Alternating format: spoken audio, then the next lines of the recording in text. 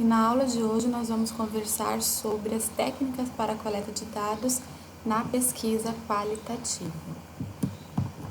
Os objetivos da nossa aula de hoje são, primeiro, apresentar as técnicas de amostragem em pesquisa qualitativa, apresentar o conceito de triangulação em pesquisa qualitativa, apresentar as principais técnicas para a coleta de dados em pesquisa qualitativa, como as entrevistas, que podem ser estruturadas, qualitativas ou em grupo, as observações, que podem ser participantes ou não participantes, e os documentos e registros audiovisuais, que também são fontes de coleta de dados para uma pesquisa qualitativa.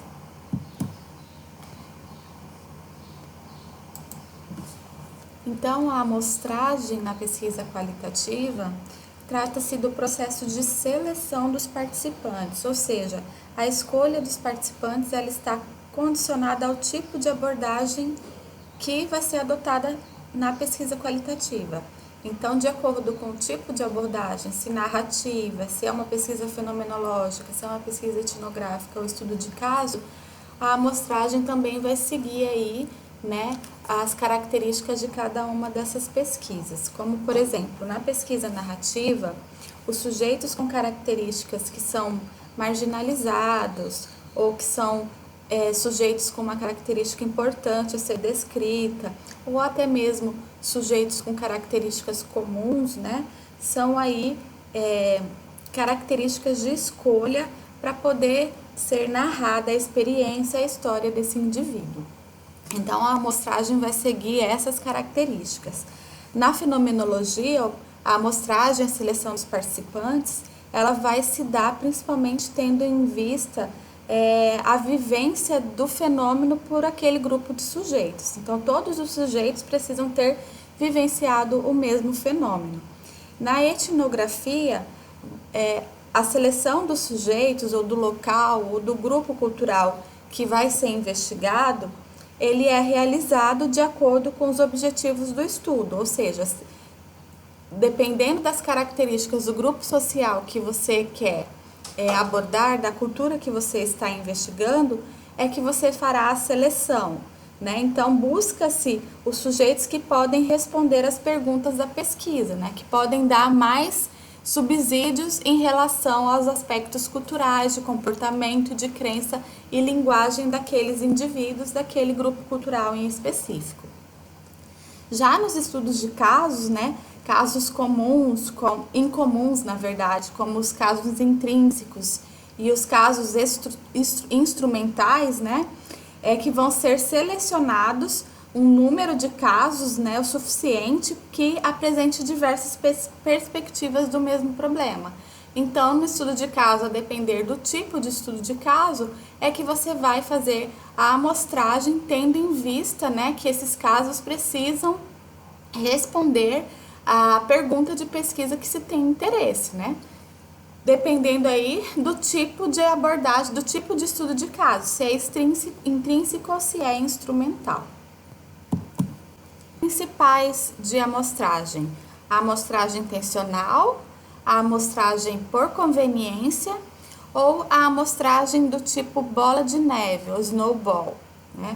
Na amostragem intencional, usa-se na pesquisa qualitativa a fim de possibilitar ao pesquisador selecionar sujeitos, ou locais de interesse do estudo de forma intencional para melhor compreensão do problema de pesquisa. Então, levando-se em consideração as características de cada abordagem, na seleção de amostragem intencional, essas características que os sujeitos precisam apresentar, que farão com que o pesquisador faça aí a seleção, a amostragem intencional desses sujeitos, E dentro da amostragem intencional, temos os níveis de amostragem, que podem ser local, escolhas de locais que melhor descrevam a pergunta de pesquisa e a intenção que se tem com a realização daquela pesquisa. Pode ser em relação ao evento, ao fenômeno, no caso das pesquisas fenomenológicas. Pode ser em relação ao processo, se vocês querem compreender, por exemplo, o processo de implementação de uma política pública ou processo de implementação de uma atividade educativa, de uma tecnologia. Então, isso também pode ser realizado a partir de um estudo de caso, né? Pode-se observar esse processo em relação à aplicação e evolução desse processo. Pode ser também em relação aos sujeitos, né? Então, você define as características de cada sujeito que você precisa investigar, e aí esse nível que vai ser considerado na amostragem intencional. Então, existem várias possibilidades aí que pode ser realizada na amostragem intencional, que vai ter muito a ver aí com o tipo de abordagem que você vai utilizar e com as características do grupo social, do local, né, e da intenção do seu projeto de pesquisa, da sua pergunta de pesquisa. A amostragem também pode ser feita por conveniência, de acordo com a sua conveniência, ou seja, o que estiver mais acessível, de maior fácil acesso para o pesquisador. Então, vão ser locais que o pesquisador tem possibilidade de adentrar, vão ser sujeitos que o pesquisador tem mais facilidade de encontrar. Então, por isso que denomina-se amostragem por conveniência. Esse pesquisador ele vai ter maior facilidade para a coleta de dados com os sujeitos que ele precisa investigar para a sua pesquisa científica. E a amostragem por bola de neve, ou snowball, trata-se de um processo de seleção onde primeiro a gente encontra um sujeito que preenche as características que a gente precisa investigar, né? Um sujeito que preencha todos os nossos critérios de inclusão. E aí realiza-se a entrevista ou o processo de coleta de dados com esse sujeito.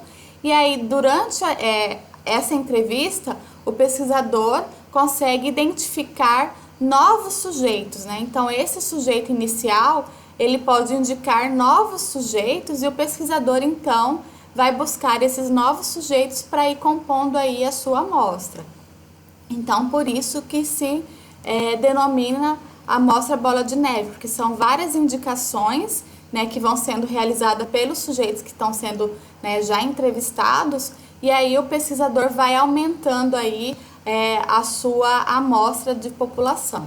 Então, aí conforme a bola de neve ela vai deslizando, ela também vai aumentando, aí é a mesma lógica aqui na amostragem de bola de neve. Conforme as entrevistas vão acontecendo, novos sujeitos vão sendo indicados pelos entrevistados e a amostra do pesquisador vai aumentando também. Na pesquisa qualitativa, não há intenção de generalização, como acontece na pesquisa quantitativa, que a gente precisa garantir uma amostra representativa de todo o universo que você está pesquisando. Na pesquisa qualitativa, a gente precisa garantir que os sujeitos apresentem as características que a gente tem interesse de conhecer. Então, não se tem intenção de fazer a generalização. A intenção é que os achados, né, possam elucidar ao máximo o fenômeno ou problema de pesquisa que você está investigando. Então, a intenção aqui não é a generalização, mas sim um aprofundamento, um maior conhecimento da complexidade, seja da narrativa, seja do fenômeno, seja do grupo étnico, ou seja do caso clínico ou do estudo de caso que você tem interesse em investigar. Então, na pesquisa narrativa, o tamanho da amostra geralmente vai girar em torno aí de 1 a 2 sujeitos, né? Porque a intenção é narrar de forma complexa, de forma completa, aquela história de vida, aquela história oral do sujeito.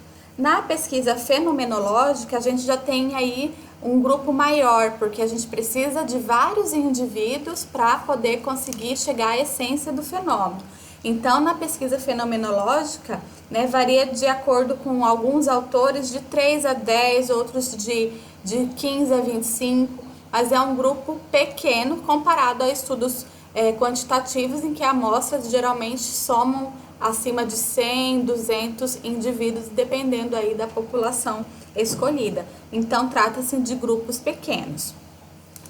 Na pesquisa etnográfica, o grupo cultural pode ser único, né?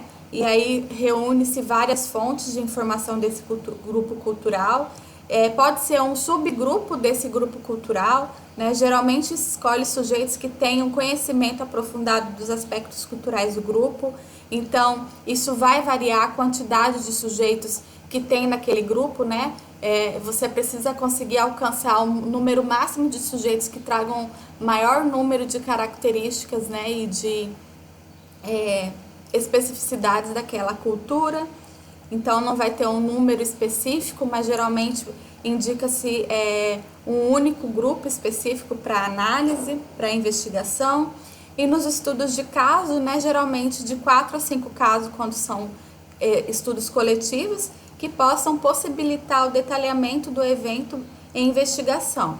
E lembrando-se que quanto maior o número de casos, né, maior a quantidade de informações que vão ser geradas, ela também vai diminuir a profundidade naquele estudo de caso, né? Vai haver uma diluição do detalhamento de cada caso. Então, procure-se aí um número pequeno de casos, né? Não pode ser muitos casos, mas que sejam casos que consigam detalhar de forma aprofundada aquele evento que você pretende investigar. A gente precisa conhecer agora um dos conceitos mais importantes na pesquisa qualitativa, que traz uma das características importantes da pesquisa qualitativa, que é a triangulação, né? A forma de se coletar os dados na pesquisa qualitativa. Então, a triangulação, ela faz uma analogia aí com a navegação, né? Então, na navegação, são necessários ao menos 3 pontos de referência para se chegar à localização de um objeto. Então, é nessa analogia que o processo de triangulação na pesquisa qualitativa acontece, né? Precisam-se de pelo menos 3 fontes de dados que possam corroborar, que possam confirmar, né, aquilo que se está observando, que se está entendendo sobre determinado evento, sobre determinada pergunta de pesquisa. Então, na pesquisa científica, esse pressuposto ele é utilizado para buscar, para alcançar pelo menos 3 técnicas, né, 3 modos para se chegar a essa confirmação de um mesmo fato, fenômeno e evento de interesse, né? Então, essa confirmação do fenômeno, ela pode ser a partir de 3 fontes diferentes de pesquisa. Essas 3 fontes diferentes tratam-se das técnicas, né? E não do número de sujeitos que vão me falar sobre o mesmo evento, não. Isso é em relação às 3 técnicas que a gente pode empregar para coletar a mesma informação. Então, eu vou ter 3 pontos de vista sobre o mesmo evento, né? 3 fontes de informação sobre o mesmo evento, fenômeno que eu tenho interesse em investigar, que vão aí corroborar, né? Trazer maior confirmação sobre aquele determinado evento. E esses 3 pontos diferentes pode ser uma observação, por exemplo, pode ser um relato verbal, pode ser um documento, né? Então, quando eu tenho a intenção de investigar algo, se eu consigo observar esse mesmo fenômeno por 3 pontos diferentes, né? Eu vou conseguir ter uma maior certeza daquele fato, daquele evento, daquele acontecimento, né? Porque essas 3 fontes, elas precisam confirmar, elas precisam descrever o mesmo evento. Então, dando maior corroboração do fenômeno e reforçando a validade do estudo.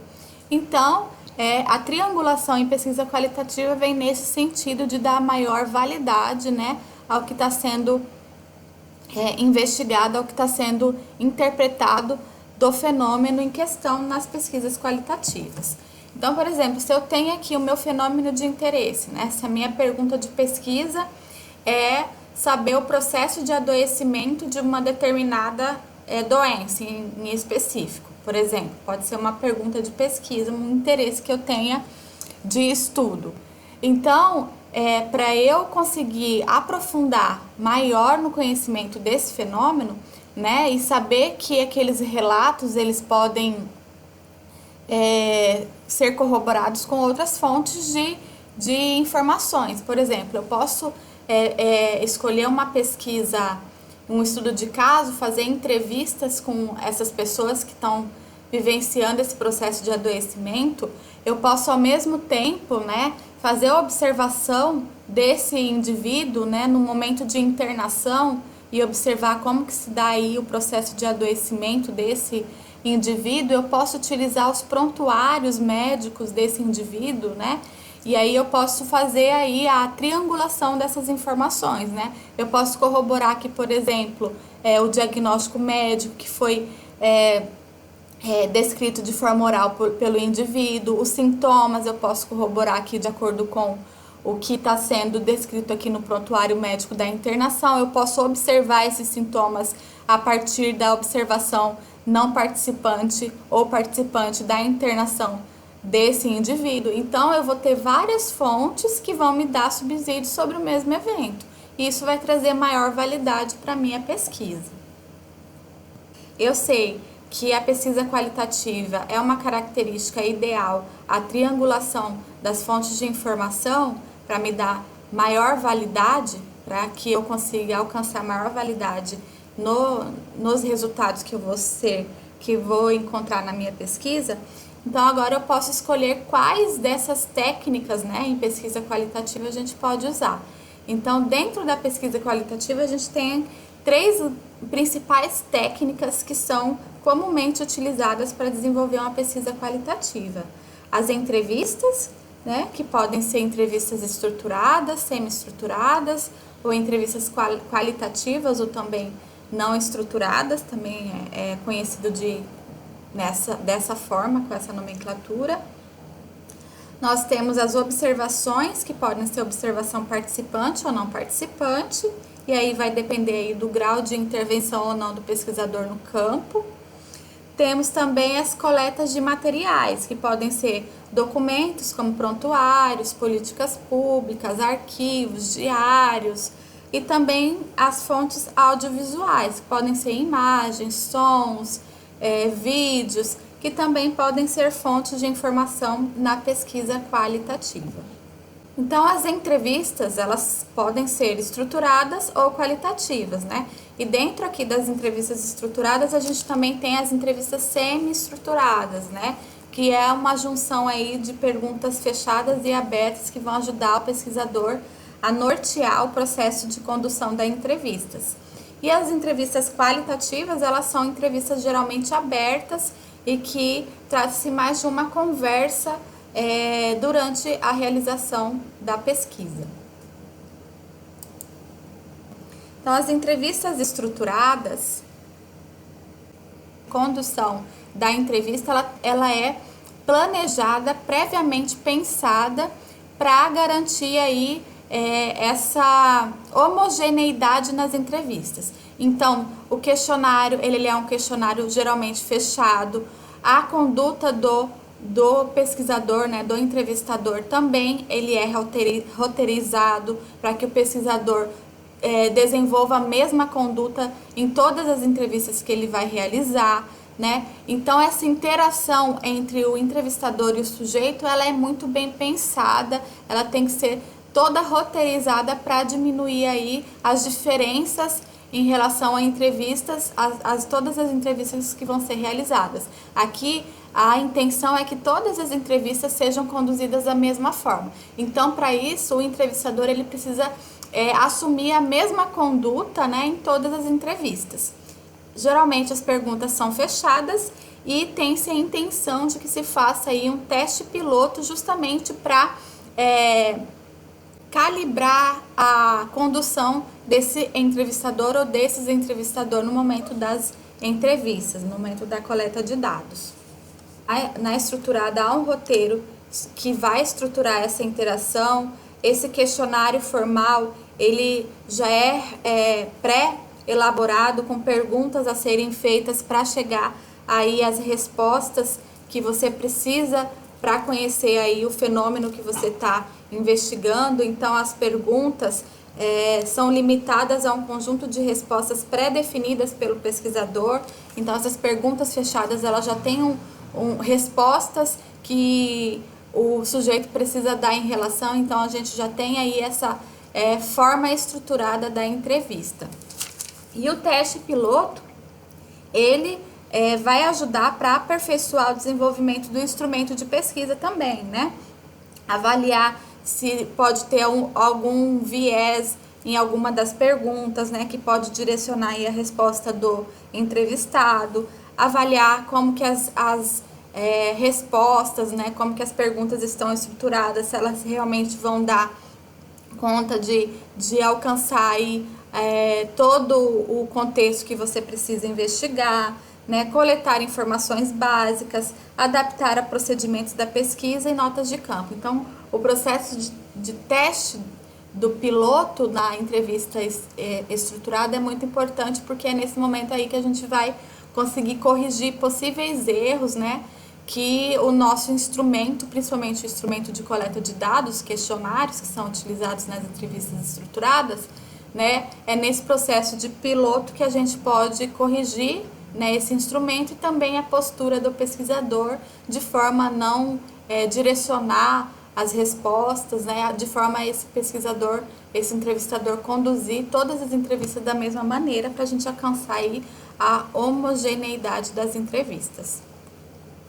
E algumas considerações importantes na condução da entrevista estruturada. Então, é importante que o entrevistador, né, o pesquisador que vai realizar uma entrevista estruturada, tome conta em relação ao local onde vai ser realizada a entrevista, né? Então, garantir que seja um local livre de distrações, que seja um local silencioso, que facilite a gravação, né? Geralmente em áudio daquela entrevista. Então, é um cuidado importante para diminuir aí, né, as interferências durante a realização da entrevista. Fazer a leitura do termo de consentimento livre e esclarecido, garantindo aí o sigilo, que todas as orientações sejam repassadas ao entrevistado, aos sujeitos da pesquisa, né, que ele aceite fazer parte da pesquisa. A postura do entrevistador, né, ele deve ser respeitoso, deve ser gentil, precisa ser pontual, né? Um bom entrevistador, ele deve ser aquele que ouve mais do que fala. Então, é interessante que as perguntas sejam bem formuladas para que o entrevistado fale o máximo possível e hajam poucas intervenções, poucos direcionamentos de quem está entrevistando, né? E é preciso realizar os registros das informações não verbais, né? Por exemplo, reações, pausas, silêncios, né? Expressões verbais, né? Expressões faciais também, sentimentos que podem ser expressos durante a realização da entrevista. Então, isso também precisa ser registrado, isso não vai aparecer no áudio. Então, o pesquisador precisa estar atento a todas essas questões para poder fazer o registro, que são informações importantes na realização de uma pesquisa qualitativa, que trazem informações importantes aí do sujeito. Ao contrário da entrevista estruturada, ela não é roteirizada, né? Essa interação entre pesquisador e sujeito, né, entre entrevistador e sujeito, ela não vai seguir um roteiro rígido, como acontece na pesquisa estruturada, na entrevista estruturada. E aqui também não se tem aquela questão da homogeneidade das entrevistas, pelo contrário, né? Quanto mais informações, quanto mais aprofundamento a gente conseguir aí nas diferentes entrevistas, melhor. Então, a gente vai ter uma característica de heterogeneidade das entrevistas. As perguntas geralmente são abertas, né, em modo de conversa, e pode ser feita de forma individual ou em grupo. Então, na entrevista qualitativa, não há um questionário, né, com perguntas pré-determinadas como na entrevista estruturada. As perguntas feitas pelo pesquisador podem diferir de acordo com o contexto, de acordo com o ambiente, de acordo com o sujeito. Ou seja, né, dependendo aí do sujeito, a gente pode fazer, né, de acordo com a história, com a experiência, com o ambiente, com o contexto, né, as perguntas podem variar, porque aqui a gente não tem um questionário fechado. como na entrevista estruturada. A gente vai fazer as mesmas perguntas para os diferentes sujeitos. Aqui não, aqui as perguntas podem variar de acordo aí com o sujeito, de acordo com a interação e desenvolvimento da entrevista. O comportamento aqui do pesquisador, ele não é roteirizado como lá na entrevista estruturada, né? Onde o pesquisador precisa desenvolver a mesma conduta em todas as entrevistas, né? Aqui não, a conduta não é roteirizada, vai depender muito da interação entre entrevistador e sujeito, e ela é feita em forma de conversa, né? Que vai possibilitar uma interação que pode ser bidirecionada, ou seja, além do pesquisador fazer, né, do entrevistador fazer perguntas, o entrevistado também pode fazer perguntas a quem tá o entrevistando. Então tem essa questão da interação bidirecionada aqui na entrevista qualitativa, né? Então, a entrevista qualitativa, como a gente já falou, ela pode ser feita em grupo ou individual, e o foco aqui na entrevista qualitativa é principalmente da escuta, né? Ouvir o significado do que está sendo dito. Então, eu preciso dar atenção pro sujeito que está falando. Então, aqui, ó, algumas considerações na condução da entrevista qualitativa. Então, além, né, de eu me preocupar também com o local, isso também é importante na entrevista, né? Aqui eu vou precisar de ter um foco na escuta, né? Eu preciso ouvir o significado do que está sendo dito para mim pelo sujeito, né? Geralmente, as entrevistas, elas são mais longas, né? Pode ser realizado com mais de um sujeito, pode ser feita entrevistas com mais de um sujeito, podem ser realizadas múltiplas entrevistas, né? Então, o mesmo sujeito eu posso entrevistar ele mais de uma vez, uma, duas vezes, a depender aí do que eu preciso, né, conhecer, do que eu preciso responder aí na minha pesquisa, né, na minha pergunta de pesquisa. Então, eu posso voltar a esse sujeito mais de uma vez, né, e realizar a entrevista. E assim como as outras, eu também preciso que o sujeito assine o termo de consentimento livre esclarecido, né? Eu preciso informar para ele sobre os objetivos da pesquisa, né? Sobre o sigilo da pesquisa, sobre as intenções da pesquisa, quem são os pesquisadores, como comunicar com os pesquisadores, todas as questões que são importantes aí em relação à condução ética de uma pesquisa. Agora a gente vai trazer algumas dicas para conduzir uma entrevista qualitativa. Então, a gente precisa falar moderadamente, né? Fazer perguntas que gerem uma resposta longa e rica e evitar sair daquelas respostas sim e não. Então, quando eu for começar uma entrevista qualitativa, eu preciso buscar perguntas que o sujeito vai discorrer sobre o evento, discorrer sobre o fenômeno, né? E não que ele me limite só a respostas de sim e não, né? Por exemplo, se eu estou na atenção básica e eu quero fazer uma entrevista, estou fazendo uma entrevista com um usuário da atenção básica, e eu chego e pergunto para ele: o senhor está gostando do atendimento da enfermeira aqui da atenção básica? Aí ele vai responder sim ou não. Não, a gente tem que realizar perguntas que façam com que ele discorra, né?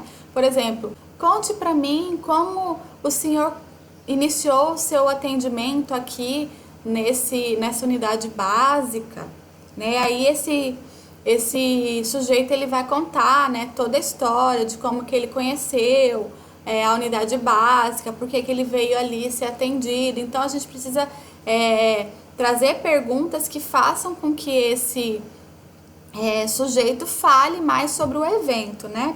Ou seja, você tem que se colocar pouco aqui, mas as perguntas precisam ser bem pensadas para fazer com que o sujeito discorra mais sobre a pergunta. A gente precisa evitar várias perguntas na mesma pergunta, né? Então, isso dificulta aí o entendimento do sujeito. Então, a gente precisa fazer uma pergunta ampla, bem feita e formulada, mas apenas com uma pergunta, né? E não várias perguntas dentro de uma pergunta só, ou várias perguntas uma atrás da outra, sem nem dar a possibilidade de o sujeito falar sobre o evento, né? A gente precisa demonstrar interesse pela resposta que está sendo dada. Então, a gente tem que olhar, acompanhar, né, a resposta, de forma com que o sujeito consiga perceber que você está interessado, que você está, né, acompanhando aí a resposta dele. Outra dica importante é utilizar as perguntas de seguimento. Fale-me mais um pouco sobre esse evento, né? Como assim? Explique mais esse ponto. Descorra mais sobre esse fenômeno, sobre esse dia. Então você vai fazendo perguntas que vão dando seguimento, né? Vão dando maior profundidade ao que você precisa entender sobre a entrevista, que você precisa das informações que você precisa obter na entrevista.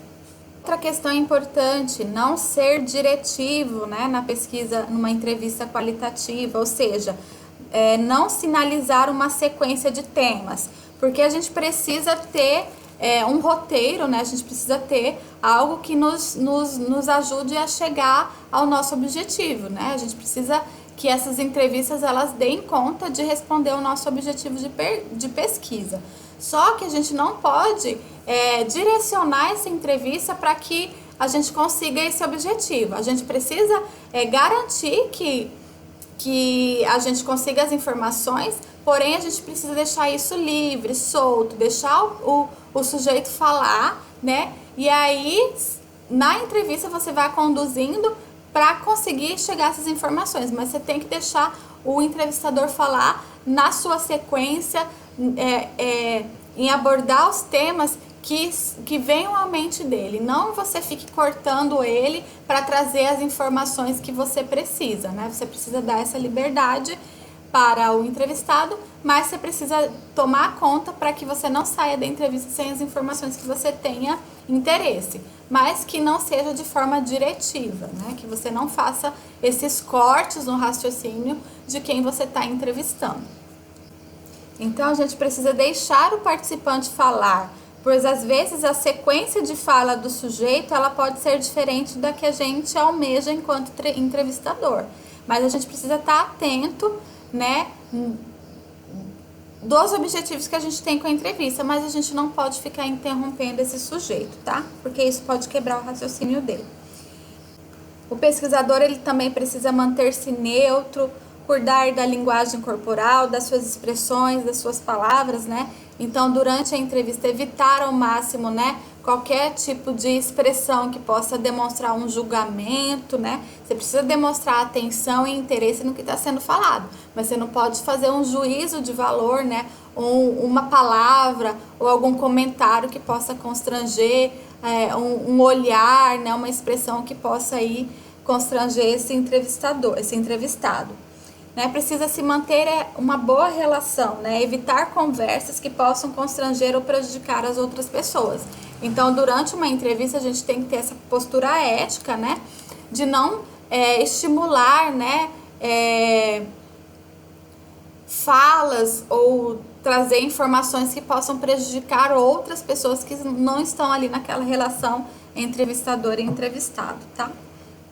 Já as entrevistas em grupo, né, também que são conhecidas como grupo focal, são entrevistas que são realizadas com pequenos grupos, geralmente de 3 a 5 pessoas, né, ou grupos moderados de 5 a 20 indivíduos. Na condução de uma entrevista em grupo, né, o pesquisador, geralmente, né, que vai fazer o papel de moderador, né, de que vai coordenar aí essa entrevista em grupo, e tem-se a intenção que tenha também um observador que vai anotar, né, várias informações não verbais dos entrevistados, né, da condução do grupo. Existem algumas técnicas para promover a discussão do grupo, né, algumas dinâmicas que ajudam a desenvolver a conversa no grupo, né, formas de se inserir, né, as perguntas também. São técnicas específicas para a condução de uma entrevista em grupo, que podem ajudar o moderador aqui na condução dessa entrevista. Precisa-se ter cuidado com alguns sujeitos que podem dominar a fala, né? Então, em entrevista em grupo, às vezes 1 ou 2 sujeitos, indivíduos que estão sendo entrevistados, eles dominam as falas e outros sujeitos já ficam né, mais silenciados, então o moderador vai ter um papel importante aqui em controlar, né, essas falas exageradas de alguns sujeitos e o silenciamento de outros, então precisam acessar técnicas que estimulem esses sujeitos mais silenciados a participarem mais, né, dar oportunidade desses outros sujeitos que falam bastante, mas também, né, trazer e estimular outros sujeitos mais silenciados. Então tem que ter esse equilíbrio aí, o moderador tem que dar conta de equilibrar essas questões durante o desenvolvimento de uma entrevista em grupo. Não influenciar e não direcionar as respostas, né? Então, não fazer com que o grupo responda o que você quer, que você direcione, né, as respostas do grupo. Então, ou seja, não dar ênfase demais a uma fala somente, né, uma opinião somente, trazer aí os contrapontos, né, durante a discussão, para que o entrevistador, o moderador, ele não direcione, né, a hegemonia de apenas uma fala, de apenas uma opinião, mas que tenha esse contraponto, que todo mundo consiga falar, que os diferentes pontos de vista possam ser acessados aí durante a discussão do grupo. Por exemplo, fazer um grupo de pais, né? Se eu tenho uma pergunta de pesquisa que por exemplo, compreender como se dá o processo de paternidade em um grupo de homens, então eu preciso reunir homens que tenham passado pela essa experiência, né? Então, essa conversa, ela precisa acontecer com esses homens que passaram por essa experiência, e aí eu preciso, né, fazer com que os indivíduos discorram sobre essa experiência, tragam seus pontos de vista, suas dificuldades, né, suas observações em relação a esse processo, em relação a essa vivência. É um exemplo, né? Existem muitos grupos feitos com gestantes adolescentes, né? Com pessoas que passaram por mesmo processo de adoecimento, pessoas que passaram por luto, né? Então vai depender aí do tipo de interesse, de pergunta e de objetivo de pesquisa que você tem. Mas essa é uma característica importante das entrevistas que são feitas em grupo. Então, na observação participante, né, a gente vai observar, né, o pesquisador que é responsável pela pesquisa, ele vai realizar o ato de observar um fenômeno no contexto do campo por meio dos seus 5 sentidos, né? Visão, tato, olfato, paladar, audição. Então, esse pesquisador, ele vai acionar os seus sentidos, né, os seus 5 sentidos, para a realização da observação em campo, né?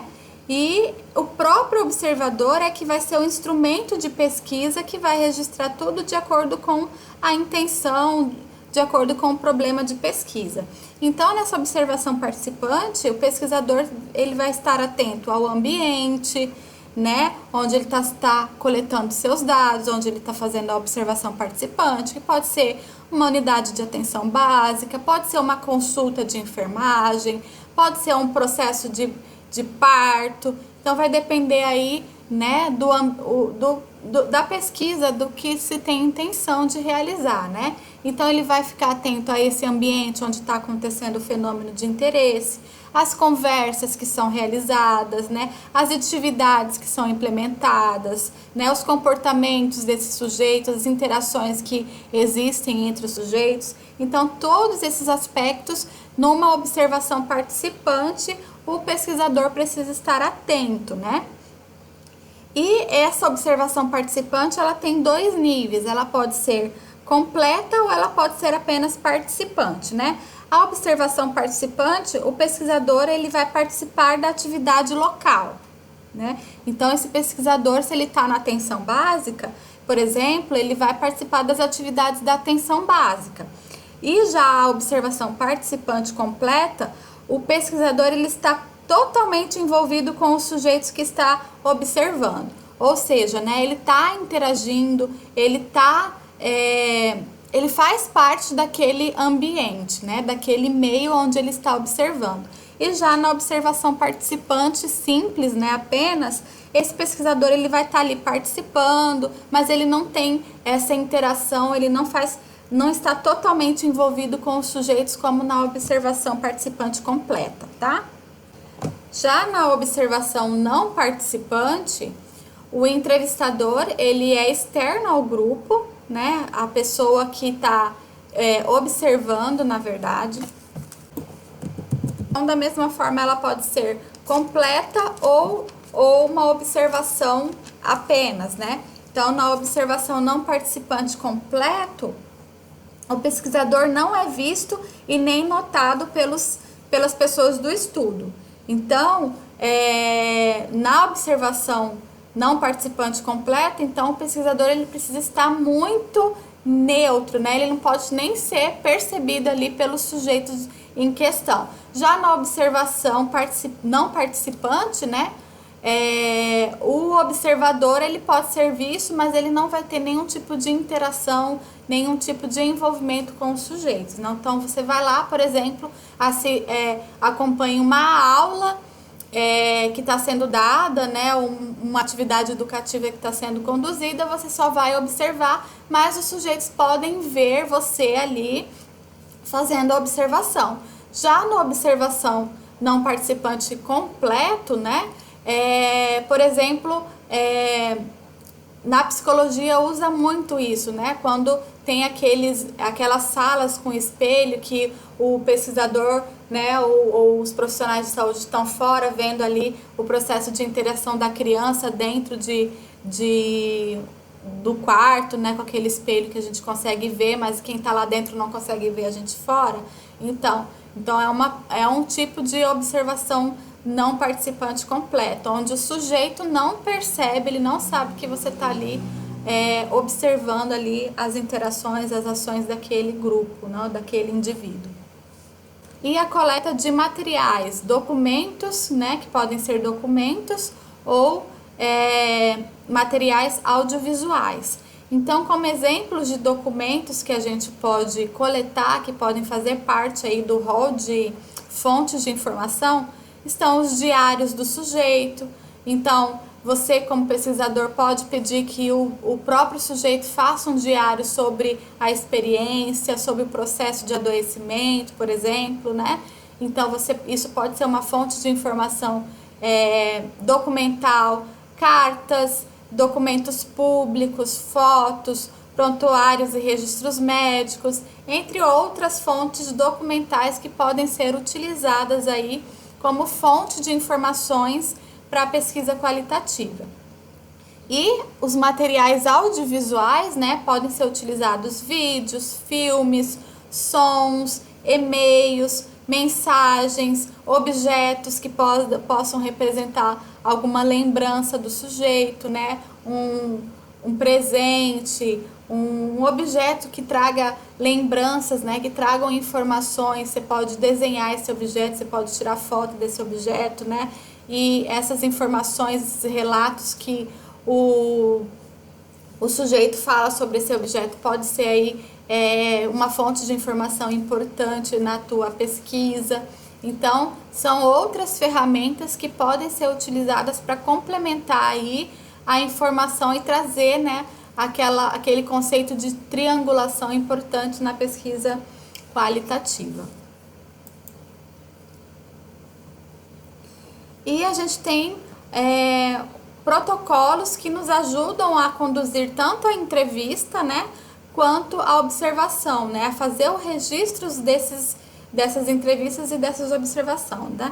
Então, na entrevista, além de você poder gravar, né, desde que autorizado pelo sujeito, gravar a entrevista, porque facilita, porque daí o entrevistador não precisa ficar o tempo todo escrevendo e deixar de prestar atenção no que está sendo dito pelo entrevistado. Alguns instrumentos, né, alguns protocolos nos ajudam aí a não deixar passar nenhuma informação durante a entrevista, ou então um protocolo de observação pré-definido que o pesquisador vai conduzir para não deixar de observar nenhuma questão, nenhum ponto importante aí da observação. Então, um exemplo desse autor, John Kraslow, de 2014, né, é um protocolo de entrevista que ele traz. Então, nesse protocolo de entrevista é bom porque tem um cabeçalho, onde você vai colocar aqui do que se trata, né, a entrevista, a hora que ela foi realizada, a data, o local, quem foi o entrevistador, quem foi o entrevistado, como que foi aí a disposição da entrevista. Isso também são informações importantes, né? Quais as perguntas que vão ser conduzidas e realizadas, né? Então, esse protocolo de entrevista é importante porque a gente tem todas essas informações registradas, né? Aqui a gente também pode colocar espaços para fazer o registro das reações verbais, não verbais, na verdade, das expressões, dos sentimentos, né? Notas de observação que você realizou durante a entrevista. Então, nesse protocolo de entrevista, você pode fazer todos esses registros, essas informações e não perder nada, né? Então, que vão ser importantes aí no momento da análise dos seus dados. E o protocolo de observação, né? Então, a gente pode utilizar esse protocolo aqui deste autor que nos ajuda aí a não deixar passar nenhuma informação importante durante a observação que você vai realizar, né? Então, você pode fazer notas descritivas sobre o que você está observando, notas reflexivas, né? O que você sentiu, o que você vivenciou ali naquele momento, naquela observação. Você pode fazer desenhos, né?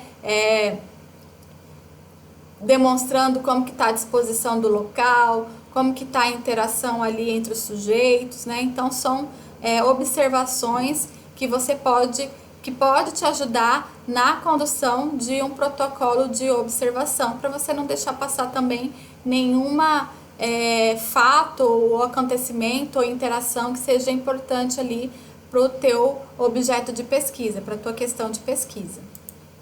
Então, esse aqui é um exemplo, né? Que vocês podem se inspirar. Então, primeiro você precisa escolher qual que é o local e conseguir a permissão para o acesso nesse local. Você vai identificar quem e o que você vai observar, né? Por quanto tempo você vai fazer essa observação. Você precisa definir qual que vai ser o seu papel enquanto observador, se você vai fazer uma observação participante, se você vai fazer uma observação não participante, se vai ser completo, se não vai ser completo. Então, você precisa definir essas questões. E aí, você precisa trazer esse protocolo, ter em mãos esse protocolo que vai ajudar você a registrar essas observações, tanto as descrições quanto as reflexões, local, data, hora, quais sujeitos participaram da atividade, né? Tudo que esteja relacionado ali ao teu projeto, à tua necessidade. Então, essas foram as referências utilizadas para essa aula de hoje, né? E assim como nas duas aulas anteriores, essa aula não vamos ter uma atividade avaliativa nessa semana.